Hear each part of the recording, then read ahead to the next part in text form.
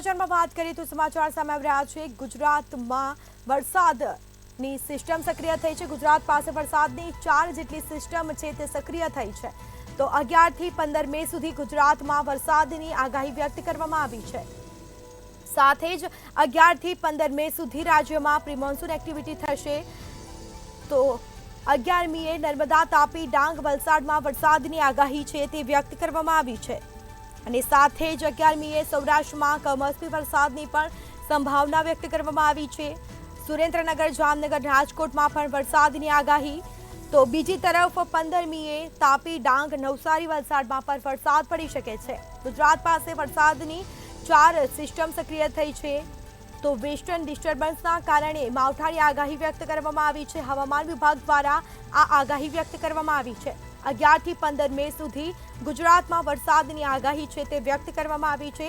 11 થી 15 મે સુધી રાજ્યમાં પ્રી મોન્સૂન એક્ટિવિટી થશે। તો ક્યાંક વરસાદની પણ આગાહી કરવામાં આવી છે।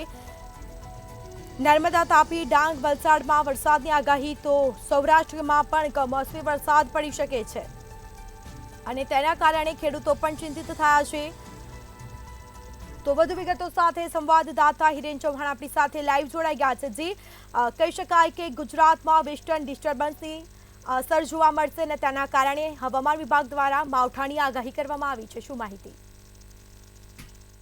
જી ચોક્કસ જણાવું તો જે રીતના ગરમીનું અત્યારે વાતાવરણ હતું તેની વચ્ચે જે રીતના અરબી સમુદ્રની અંદર વેસ્ટર્ન ડિસ્ટર્બન્સની એટલે કે જે સિસ્ટમ સક્રિય થઈ છે તેને લઈને દક્ષિણ ગુજરાત અને મધ્ય ગુજરાતની અંદર હવામાન ખાતા દ્વારા વરસાદ એટલે કે માવઠાની આગાહી કરવામાં આવી છે।